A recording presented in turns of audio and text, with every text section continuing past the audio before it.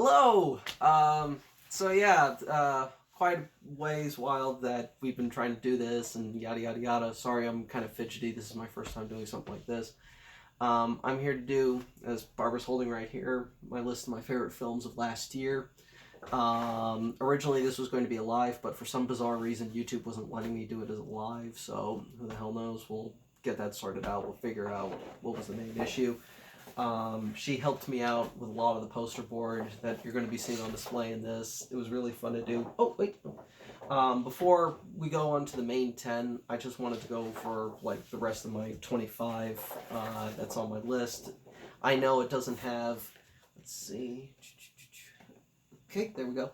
I know it may not have like some of the big Oscar contenders, or maybe it does, and it's like it's not in your preferred space or whatever, but these are a list of some of the other films I had seen that I really liked but didn't make the main 10. I'm going to provide a link, 2 links in the description below to my Letterboxd profile, one showing the ballot that I have right here, and the other one just showing my main 2019 list. That one's always going to be updated, but the other one's going to be there. It's just for the record sort of thing. I'll make sure to provide a link to that. It'll be a while, but it'll be there. Now, as you can see here, a bunch of different films, yada yada yada. You can take a look for yourself. Now, on to the main attraction. Starting with... Oh, I thought you were going to go over... No. I don't know what his plan is. Obviously. Anyway, starting with number 10. And number 10 is Parasites. This was a movie that has been hyped to the nth degree since last year at the Cannes Film Festival by director Bong Joon-ho. I've seen some of his other films like Okja, Snowpiercer, The Host. He's a really interesting director. Even though, like, I love Korean cinema and I've liked his other movies, but I'm really not fully on board with the hype train with him. Like, I'm like, yeah, he's a solid director. This film, which is a kind of comedic thriller about a poor family infiltrating a rich family, I have to say I'm actually on board with the hype train on this one. This is a hilarious movie. It's dark, it's crafty, it's the kind of film that really toys with your sympathies on who exactly you should be sympathizing with, but ultimately you believe the hype on this one. And honestly, if this ends up cleaning house at the Oscars this season, I certainly wouldn't be objected to it. On to my number 9 pick. It is In Fabric by Peter Strickland. This movie, the premise alone is pretty absurd. It's about a killer dress. Yes, you heard that right. It's a killer dress movie. But at the same time, watching it, the movie has a self-awareness about the fact that it's fully aware that it's a ridiculous premise, and it's all done in a wonderfully stylistic sort of manner. Everything from the luscious visual style to the quirky comedic vibe it's got throughout it. Like, one of my favorite things about the movie is the dialogue, where it's like you have the regular characters who speak like normal people, like you and I, and then you have the people who unleash the cursed dress, the witches in charge of this retail store. They all speak in this flowery, purple prosy kind of dialogue, like the recesses, the hesitation in your voice, soon to be an echo within the recesses of retail. Like, it's absurd things like that just really got to me. And even though the quality of the film doesn't stay as consistent as it should, from what I understand, that had to do more with the fact of budget constraints rather than the quality of the actual script of the film. I was still fully engaged with it right up until its utterly bonkers ending. Unfortunately, A24 kind of dumped this to on-demand streaming. They didn't give it a proper theatrical release, but hey, you can check it out right now. Go for it. It's a blast.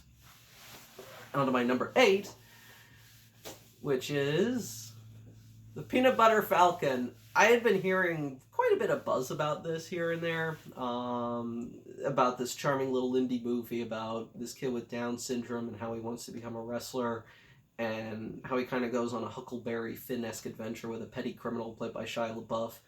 And after watching it, my girlfriend and I only had one reaction to it, which was, It's so goddamn adorable. Not only that, but we wanted it to go on longer. Because, Yes. I love it when a movie runs at a drum-tight 90-minute runtime, but this was a film that I could have honestly watched for, like, another half hour. Because it's just so gosh darn sweet. It is. If you haven't checked it out, do so already. It's a really wonderful little movie. It's sweet. It's harmless. And it's just a good, straightforward, feel-good movie. One thing I'm gonna say about this film is it definitely shows that just because they're a little different doesn't mean that they can't be like everybody else. Mm-hmm. Plus, it also has, I would honestly say, the best performance I've ever seen out of Shia LaBeouf. Yes. Yep. Oh, I have heard good things about that movie he was in called Honey Boy, which from what I understand is kind of autobiographical. Anyway, my number 7 pick, John Wick Chapter 3, Parabellum.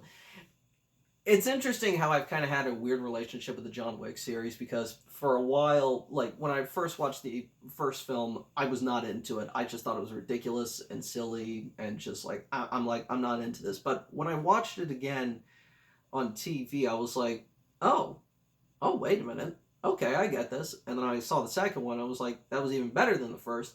And the third one, I can safely say, is the best one yet, because it just overcranks the action to the nth degree in a way that just entertained me from beginning to end. Keanu Reeves, man, just keep doing this shit. This is the balls. Like, these movies are awesome. And we can never really watch any of the John Wick movies with our parents because my dad goes off the wall just because all of the gunshots are inaccurate and everything like that. These movies take place in an absurd universe anyway, so it's like... I know. Well, actually, I wouldn't be surprised if the majority of that is real. Yeah. And just in an exaggerated manner? Yeah. Okay. Also, hey, we get to see multiple scenes of Halle Berry sending trained dogs to maul people's crotches in it, so... That's my favorite. Okay, on to my number 6. Number 6, Invader Zim, Enter the Florpus. I've always been a fan of the Invader Zim series when it was on Nickelodeon. I've always been a fan of the series when it was showing. It was a little favorite of mine in my childhood. I think I even still have an old DVD of the series somewhere around in my collection. And when Nickelodeon announced that they were bringing this and Rocko's Modern Life to Netflix, it was a little bit of a hesitation, like, okay. I was actually expecting to like the Rocko's Modern Life special more than the Invader Zim one, but instead what I got was the opposite.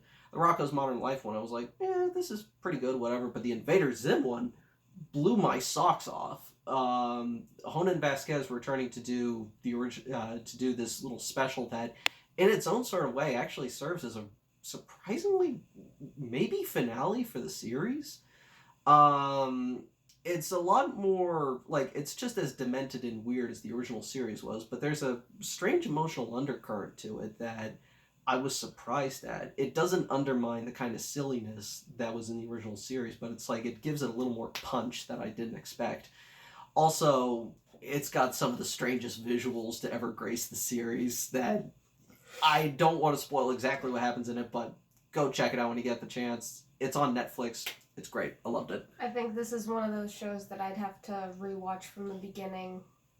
It's not really like a series that had, like, like a concrete story behind it. I remember some of the Invader Sim shows, but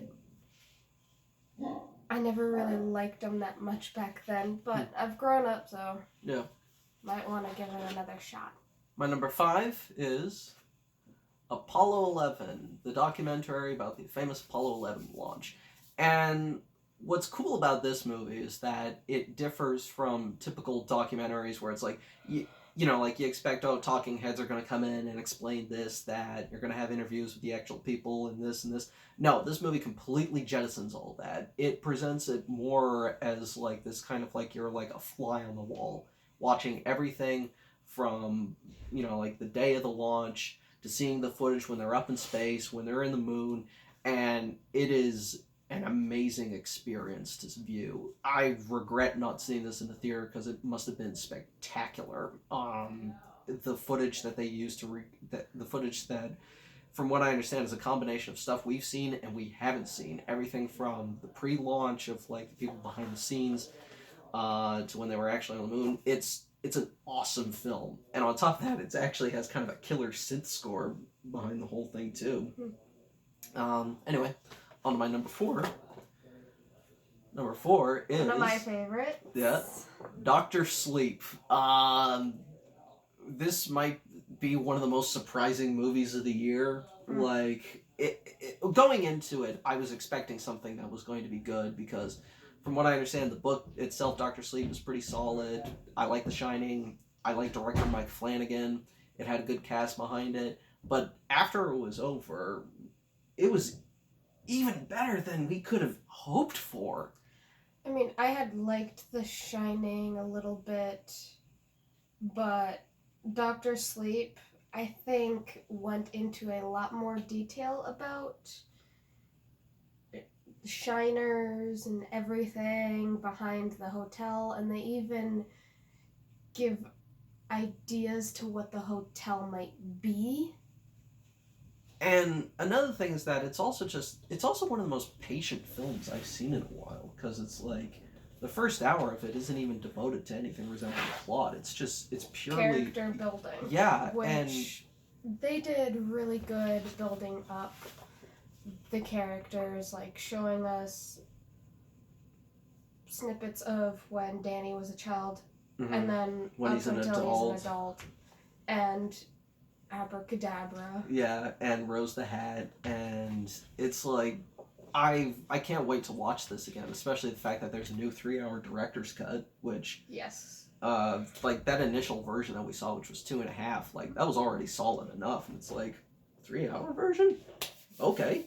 And it was a little slow going, but by the time we got like halfway through it, we were like, what? It's been that long? My number 3 pick, another big surprise for me this year, Gloria Bell. I never would have anticipated a 100-minute movie about a 50-year-old woman just trying to enjoy her life would be one of the most joyful goddamn movies I saw last year. I had seen the director's previous film, Disobedience, which was a romantic drama, a lesbian romantic drama set within the Jewish community. And I had just heard that this was playing, and it was like, same director, and it was like, I saw a trailer, and I was like, okay, sure, I'll give this a shot. And coming out of it, I just felt so happy about everything. From what I understand, this is actually a remake of his own film, Gloria, which was a tribute to his mom, and the lead actress, Julianne Moore, wanted to do this, like, she was such a big fan of the original that she was like, I want to bring it over to American audiences, and initially the director said no, but when she convinced him, no, it's not going to be like a remake, it's going to be like when a stage play is brought over to another country. He was like, okay, when you put it like that, sure, I'll help do an American version for you. I'm curious to see what the original version looks like, but with this one, like, from what I understand, they're pretty one-to-one. Like, they're pretty similar, but it's like, this film just made me happy. I can't wait to see what Sebastian Lelio does next, because, you know, like, between these two films that I've seen of his, he seems to be a director who's onto something. The reason why I'm not commenting on most of these is because... You haven't seen them. Yeah. The next two I have seen with him, and we've already done, videos on these two? I did a video on my number 1, but you weren't in it. Yeah. But you did a video on the number number 2. Yeah. Anyway, So, my number 2. Yeah, we brought out the big guns for this one. The last 2 are really big. Yes, because they're the most important. Number 2, The Irishman. The long-awaited, gestating project of Martin Scorsese's that, for some reason, most Hollywood studios wouldn't fund except for Netflix. Netflix was just like, sure, we'll give you money to fund this. And it's pretty good that they did. Yeah. Like, Scorsese has always been a legend in cinema, and this almost feels like one of his like big moments, like just kind of like Just when, having that right there. Yeah. When you see all the other films he's done, this feels like such like a reflection of all the gangster films he's been famous for, and it almost kind of feels like a, you know, like his other films, people think he glamorizes the gangster life in his films, when he really doesn't. And this is almost like a film that feels like a hammer in the nail of him just going like, no, I don't glamorize this subject at all. The last half hour of this is just some of the most... I think it pretty much shows what the gangster life is really about, how hard it can be, the hard decisions that you have to make. And the regret you have to live with for the rest of your life. And the loyalty that you have to have in order to be in that kind of a business. Yeah. Or that kind of a life. I've only seen a couple of the Best Picture nominees, the two films I just mentioned, plus Joker and Jojo Rabbit, and out of all those I have seen, this is easily my favorite of the nominees. It probably won't win, but it's certainly... Your number one? Oh, we'll get to my number one in a moment.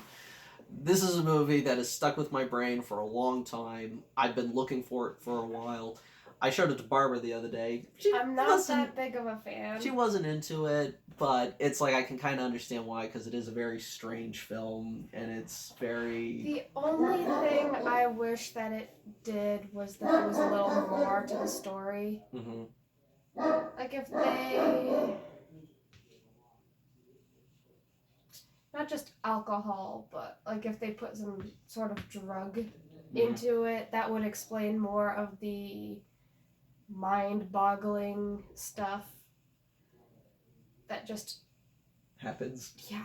Anyway, we should probably not beat around the bush. Yes, my number one, The Lighthouse. I loved this film. I loved it so much. I saw it with my friend Katie last year, and in a packed house, and this just wound up just being just the most delight I've had in a theater all year in that experience. Oh, hang on. Sorry about the interruption on that one. But yeah, The Lighthouse, this was a film that just, it was one of my most anticipated of the year. It exceeded my expectations. I had loved the director's previous film, which was The Witch, which Barbara also wasn't much of a fan of either. Yeah. Now I can actually see the similarities between the two movies. It's bland. Oh, really? Yes. Oh. The director has a very bland, mundane look upon things. Huh. In a movie that has mermaid fucking and guys getting drunk and references to mythology and... You don't really see that first part. You don't really see much of a murder or anything like that. You're just seeing little snips of it in a 5-year-old cut and paste. Took one of the poster boards and just cut and paste a lot of pictures. That's my view on it. Well, for me, what I loved about The Lighthouse was that it just felt like what would happen if you took like a Herman Melville story and you crossed it with something by like one of the greatest authors out there, Lovecraft, and it just had this amazing sense of atmosphere and foreboding to it. I loved the performances. I loved the dialogue so much in the movie. The way the characters spoke, especially this speech that Willem Dafoe gives, where he curses Robert Pattinson over the pettiest of grievances. I know. The way they speak, I like that. I love that it's in black and white. It's just a little too bland and cut and dry for me. For me, it wasn't. It was just a film that just kind of like, it felt like such a rush to me. And after it was over, I just have a big smile on my face of all the weirdness in it. And to me, it really is a film that feels like it was just crafted within an inch of its life, just from the period detail to the way it feels to the pace. Like, for me, it was a film that just really hit all the correct nerves. Sorry if it doesn't hit yours, but... It's okay. We're two completely different people. You're more of a movie buff. I'm not. Mm-hmm. So we both have completely different points of view. My mom has said that it's like I kind of have like more of a like love for the, you know, like the finer details of things. Maybe that's why it appeals to me more, where it's like... Well, sometimes I do Mm-hmm. have an eye for the more finer details in a movie, Mm-hmm. but it also depends on my own taste. Mm-hmm. Like Bumblebee. That was actually one of the only well-crafted Transformers movies. Yeah. And But you still need to show me that. yes, he hasn't seen it. Yeah. But there's a lot of movies that obviously I'm not going to like, Mm-hmm. that you do like. Mm-hmm. And there's obviously going to be a lot of movies that you like that I'm not going to Mm-hmm. like. And there's vice going to be versa. there's going to be stuff where it's like we're both looking forward to it, Yes, and then we both get disappointed, or we're both happy with it. or you know, like I'm disappointed with it and you're not, or you're disappointed with it and I'm not. Yeah, like The Lighthouse. Or you know, like just the other night when we watched Maleficent, Mistress of Evil. Yeah, you were disappointed with it, weren't you? Yes, I was, and I liked the original Maleficent. Yeah, I actually really liked this last Maleficent, but Anyway, back on topic. But yeah, for me, The Lighthouse was a film that just struck all the right chords with me. I'm excited to see what Robert Eggers does next. I'm kind of curious to see what Robert Pattinson does next. Oh, he's going to be Batman. That's right, you told me about that. Yeah. Why do I keep forgetting? It's probably because I don't picture him as Batman. And he's also going to be in a science fiction thriller this year called Tenant, which is going to involve like, I think like alternate, like it's going to be like a time travel thriller. Huh. It's going to be directed by the guy in Interstellar. That'll be interesting. Yeah.